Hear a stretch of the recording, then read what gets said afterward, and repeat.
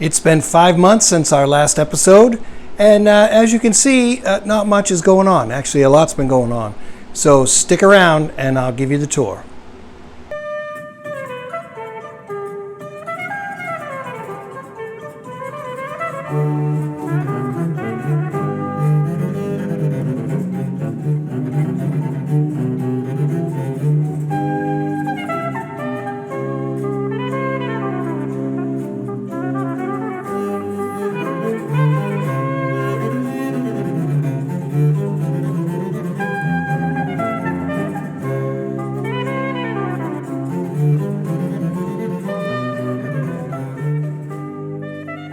So last episode was last March, and we had just finished the outside.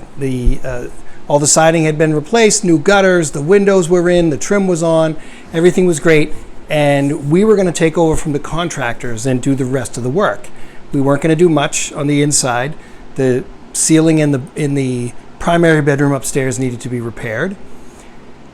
A couple of other little things needed to be done. A mantle needed to be built around one of the fireboxes in the parlor. And of course, the kitchen. This is where we are now. The kitchen cabinets needed to be built. And I thought, oh, kitchen cabinets. I can build kitchen cabinets. Not a problem. Well, we set off to repair the ceiling in the primary bedroom. And after 2 weeks, we decided maybe we need to bring the contractor back. So we brought the contractor back, and that was 2 months ago, I believe. And we're now pretty far along. We have passed rough electrical, rough plumbing. We are almost at the stage for the building inspector to come to do the rough framing, and then insulation comes, then wallboard, and then everything else from there. But it's been a while. We've made a lot of changes in that period of time since we were here last. A lot of changes. So I thought I'd give you the tour, and we can see where we are and the changes. Well, you have to use your imagination because there's not a lot in place yet. So use your imagination, and I'm going to give you the tour. So let's get started. Okay, so the best place to start is at the back door. So we come in the back door, and as you can see, this is going to be tough to try to get full shots of everything. But as you can see, this entire wall is different than it was in the past. Let me back up over here and see if we can do this from back over here maybe and get a better view.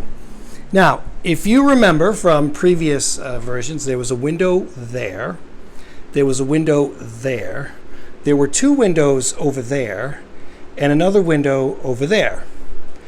Well, these two windows were being replaced anyways because we were moving them because of the kitchen configuration. And when they took the plaster off the wall, they realized that there was really nothing holding the wall together.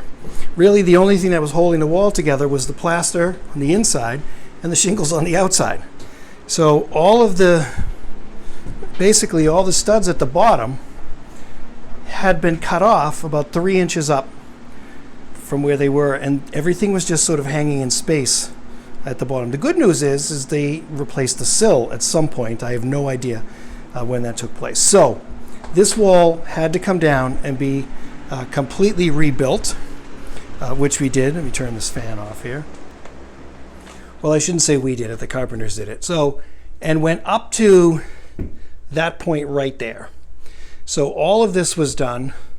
That was done. This wall, which is the back wall of the kitchen, and over into the bathroom, all of that was replaced. All of that was replaced. All new lumber, everything was great. We're going to have a pocket door in there instead of a swinging door just because of the way angles were. So the windows came in. We have this wonderful window here in the laundry room, which will be above the washer and dryer will be there. This will be above that. So that's going to go there. And then we come back out into the kitchen, and we have this lovely window, and the sink is going to go right about there. So it'll be centered on that window right there. So after all that was in, we were here earlier in the week, or actually we were here last weekend, and we had this long discussion about light, the amount of light that was now coming into the space. And there really wasn't a lot of natural light coming into the space.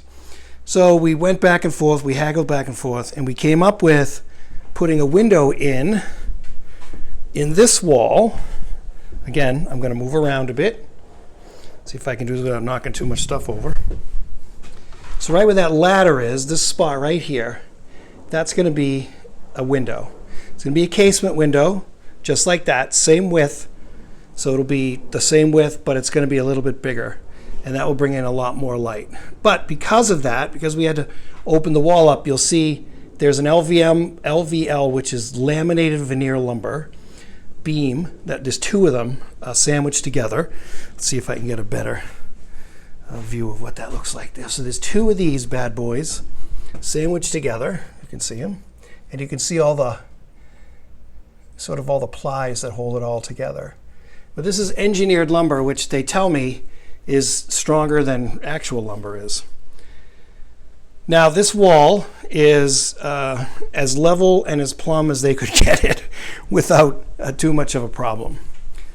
So kitchen design. All right, so the window will go in there. This wall is going to remain the same the way it is, and there's the heat goes right there.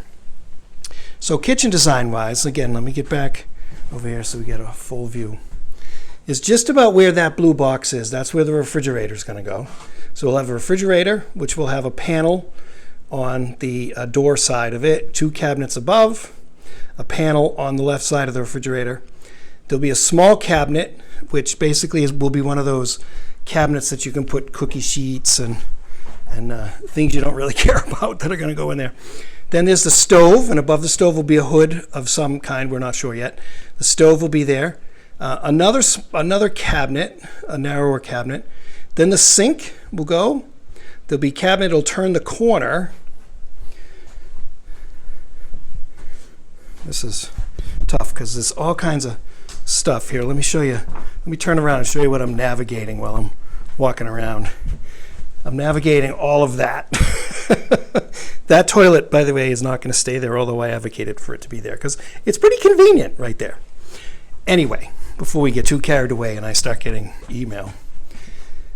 Sink, transition, cabinet space, and countertop right there.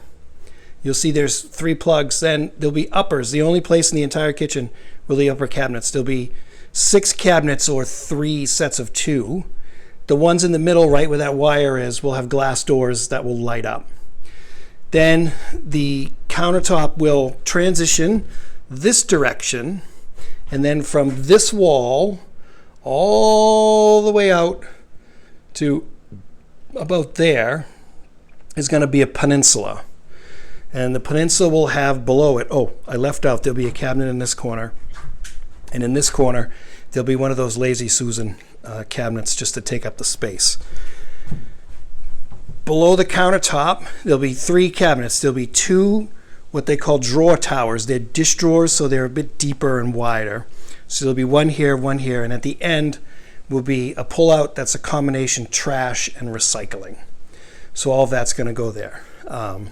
So what's missing? The microwave. The microwave is going to possibly go in that closet right there. We couldn't really find a place for it. We didn't like, originally the design had it mounted in the cabinet in this peninsula, but we didn't like the looks of that. So we kind of changed our mind about that. All right, so you see the plumbing is in. We have the drain for the sink, which will also pick up the dishwasher, which will be right here, and the hot and cold here, which will also pick up the dishwasher, which will be over here. This is the vent pipe that in the previous version of the house, the vent pipe came up out of the wall and ran up into the ceiling, right about the same spot, I think, or maybe it was a little bit over here, and ran across the floor up here and met up with the other pipe. They've been able to re-engineer the entire waste system in the house to eliminate a lot of that. And really, it took a little bit of ingenuity to get us to this point, but so that's there. All right, we'll take a break from this and we'll go to the laundry room and then we'll look at the bathroom. So we're back in the laundry room and this will be open. This will just get finished off.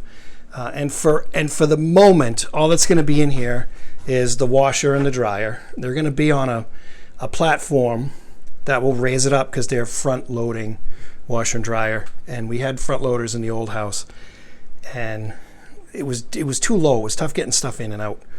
So they still have to drill the hole for the vent for the dryer, but that's going to go over here somewhere. The floors will get redone. The floors are going to get redone in the entire house.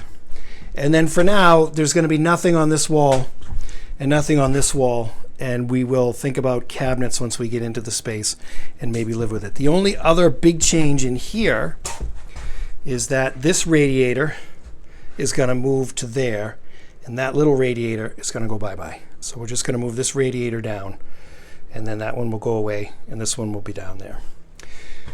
All right, so standing in the laundry room and looking back toward the bathroom, there's a new window here, and then this is the back wall of the shower, and that hole right there is for some sort of opening. It's either going to be a window sash, so it will be divided, or it's just going to be a piece of glass. And the idea was to bring more light into the shower. Right now, the only window in the space is right there that brings in any natural light. So the rest of it would be artificial light. And so we thought having that in there as a design element would work. Toilet will be right there where it was. Bathtub is remaining where it is. It will be refinished. We like this bathtub. It's sort of a great, I guess it's Art Deco, and we're going to keep it. It'll be refinished and the color will become white. Then behind me, as we turn around, in this corner will be a lovely corner sink. Now, we had a rather interesting issue with this sink that I'm going to hold off on, and I'll show you the sink. The sink's out in the garage. We'll have to go out there and I'll show you the sink. So let's do that, and then we'll go upstairs. So the sink is crooked, not the frame. So if you've been following us for any length of time, you'll know that we do like things that are vintage, even antique in some ways, hence the almost 400-year-old house. But we picked this corner sink up, I guess a couple of months ago, and basically designed the bathroom around this sink. The only problem is, you will notice that there are two separate faucets, one for the hot, one for the cold. That's no longer code. If that was in the house already, it would be fine. But because it's being installed basically as a new fixture, it has to meet code. And the idea is there needs to be a mixing valve, so you can't have just all hot and all cold, because you could stick your hands under the all hot and you could scald yourself with the 120, 130 degree water, basically that would be coming out of there. And with a toddler, she's 4 now, going on 16, but she's 4. We really didn't want to take that chance. And the plumber can't install it anyways because it wouldn't pass inspection. So we've been on the hunt they do make sort of retrofit faucets. So these two will come out, and there's one that will go in that basically spans the gap. There'll still be 2 knobs, but a single spout, and it will mix and give us the water that we need. That's the overflow, there's the drain, and that's the little shell soap dish, which really is what's hold us on the whole sink. This sink as well will get refinished, so it will match the tub. It's going to remain white, but it will get refinished to match the tub. So that's the saga of the sink. Now let's go upstairs and check out everything that's been done up there. So we've just come to the top of the stairs, and if you remember from previous episodes, the bedroom ceiling was at the height of that beam right there. So as you can see, we've gained a fair bit of height. We've gained almost 2 feet. I think once the ceiling is on, it'll be about 18 inches when all is said and done. But the idea was we wanted some more height, but we also wanted to showcase this awesome framing that we wouldn't be able to see once the wallboard and everything went up. Those, by the way, those are called roof pins or roof stakes. And that's basically what holds everything together. It's mortise and tenon joints, and then it's pegged together. And those pegs are oak, and they were hand carved. This is part of the original structure. So you're looking at wood that is almost, well, we don't really know how old it is because the house is almost 400 years old, and obviously the wood's older than that. So greater than 400 years old. the wood there. So the ceiling needed to be re-engineered. As you can tell, there's new lumber all the way across. It's all wired. Where the wires are hanging, there's going to be recessed lights. That will give us some more light in here. The painting above the fireplace has been covered up just for safety at this point. So the other big change in this room is there was only one closet in this room. That didn't work out too well. Let's scroll back out here. There was only one closet in this room, and it's right here. And it's not very big, so we needed another closet. There's two closets over there, but they're basically just cabinets. You can't really hang anything in it. So we took a wall down. There was a wall right here. We took this wall down because there was dead space behind it, and we built two closets. Now, they're not really walk-ins because you can't really walk in too far, but actually you can walk in further than when we had it framed out. But they're pretty good size. They're a pretty good size closet. That's one's larger than the other one, so I'll let you guess who's going to get which closet. You can see we need to do something with the floor here. So they're pretty good. This is that vent stack I was talking about downstairs. It came up over there and it ran across the floor where it met up here, and this was all copper. And there's just this little bit of copper left that goes through the roof. The plumber thought, and rightly so, that we would rather have the old piece of copper sticking up through the roof than a piece of white plastic pipe. So I'm very thankful that he made that design decision for us. But this all catches the vent from the fixtures on the first floor, the kitchen and the bathroom, and brings it up here and vents it up through the roof here. The bathroom on this floor in this room here vents right out through the ceiling on this side, so there's not much there. So what's left to do in here? Obviously, the whole place is getting insulated. We're doing spray foam insulation wherever we can. So the entire attic at the moment is accessible. So they are going to put in the spray foam insulation wherever they can, and then do obviously like the regular pink stuff that we're used to. They'll do that in other places as well to make sure that the room is good and tight. The walls have been insulated from the outside. So those are pretty done. So the house will be pretty well insulated once all is said and done, which we were really worried about. This ceiling was insulated, but it wasn't insulated great because it had been insulated a long time ago. So we're actually glad that it's going to be well insulated, which will help us preserve the roof for a period of time. I don't know if we're going to get any shots of them spray foaming. Spray foam insulation is rather nasty because it sticks to everything. So I'm not sure if we're going to get actual footage of that. But they put plastic. I just learned this the other day. They put plastic over all of that wood because that's the roof. That's the underside of the roof right there. So they'll put plastic on that before they put the spray foam on, because if they didn't, if we ever had to replace the roof and replace those boards, the insulation would come out with it, and then we'd have a hole that didn't have any insulation in it. So they come in and they do some sort of plastic to keep things nice. So that's basically up here. There'll be lights in each closet. There'll be a light over that painting to light that. And again, there'll be 4 recessed lights in the ceiling, and then there'll be table lamps and, the regular stuff that you'd have. All right, so that's the second floor. So one of the things you don't really think about when you start a renovation like this is how many decisions actually have to be made. Every decision, from the placement of electrical outlets to lighting, paint colors, obviously paint colors, but all of that, where the wires go, what gets wired where things are, the voltage of everything, whether we want the hood here or there, what's that going to look like? The sink, the faucet, the toilet, what color is the tub going to be? They're literally, and I think I'm underestimating when I say there's 10,000 decisions that have to be made, and a lot of them have to be made in the moment or it holds up progress. And when you're working with a contractor who works with subcontractors, there's a schedule. And if anything holds up the schedule, it pushes the next subcontractor out a little bit further. We were lucky this week. The plumber was on vacation, but we were able to get another guy from the same company to come and finish the work that needed to be done and get it inspected. So we're back on track with that. We thought we were going to have an extra week, and that's really why we ended up going with that window, because we had some time to do it. So we're waiting on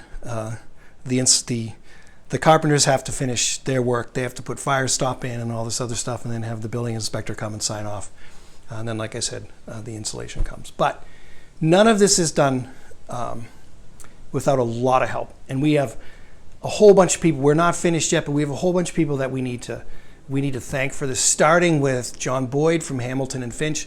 If you live in Hull or on the South Shore of Massachusetts and you need a contractor, I cannot recommend John Boyd and Hamilton and Finch high enough.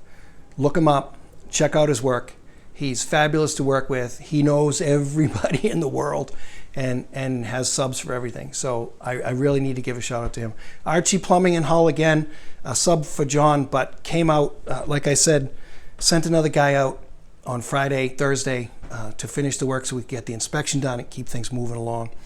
My father-in-law, Joe, who, if you watched our cottage renovation, which we still need to finish that, so don't go away because we're going to finish that one too.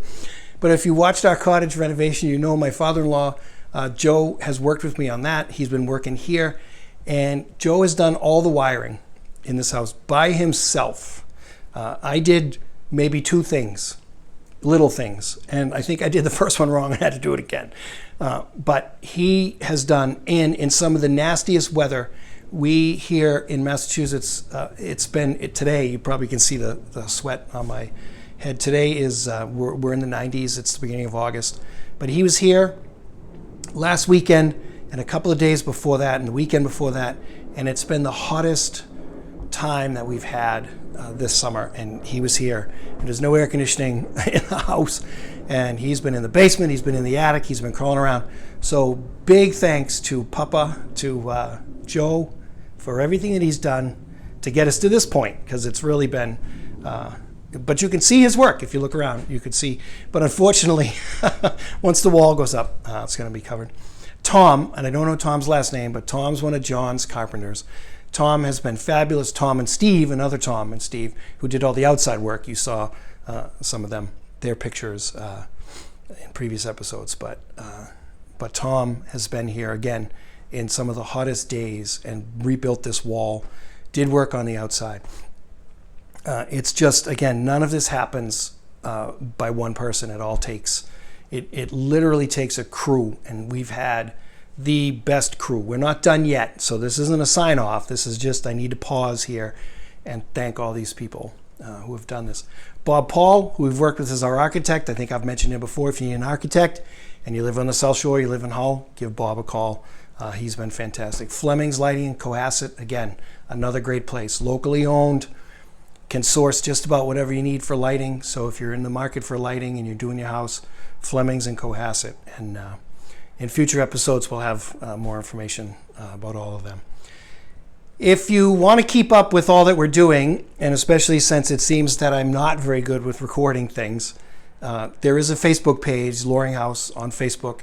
I'll put a link in the description on this video. Just scroll down and you'll be able to see it. And you can follow. I post pictures there quite often, maybe a couple of times a week when there's stuff going on. I'll post some pictures and write a little something about what's going on. The other big news, and I don't really want to talk about it too much in this video, so I'll do another one, is we had a historic architect come out who studied the house and the building. Now that the house was open, he came out and, just like my father-in-law Joe, crawled around the basement, crawled around the attic, crawled in behind things, and put together a 30-page study of our house and actually dated it to the second half of the 17th century. So we're right on the money in that 1658, 60 to 90 sort of time frame. So we're kind of right on the money is where we thought we were. There's always some controversy in the Facebook old house groups because originally the house had a sign on it that said 1633, but we know that that's not possible just because of the construction. But there may have been some structure here in the 1630s, but certainly not this present building that's here. But this does, and parts of it, the part I'm standing in now, was added on later. We don't really know when, but within the first couple of years. But So we're going to talk about that in another episode, maybe the next episode. And I'm going to try to get VJ, who did the study, have him come on and talk about his process and how he does all of that. So I think we're going to leave it there, because there's a lot. We've done a lot, and I'm dying because it's hot. So I think I'll leave it there.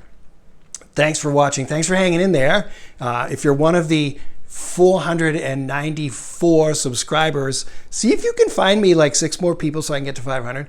But if you're one of the 494 subscribers that have been hanging in there since the beginning, thank you. If you're new, welcome.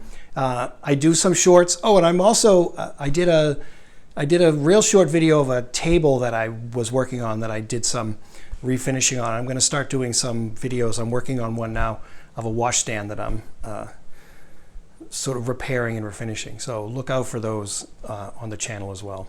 Kind of being diversified here and showing you all that we're doing. All right, thanks for tuning in. Thanks for hanging in there with us, and thanks for your support, and we'll see you soon.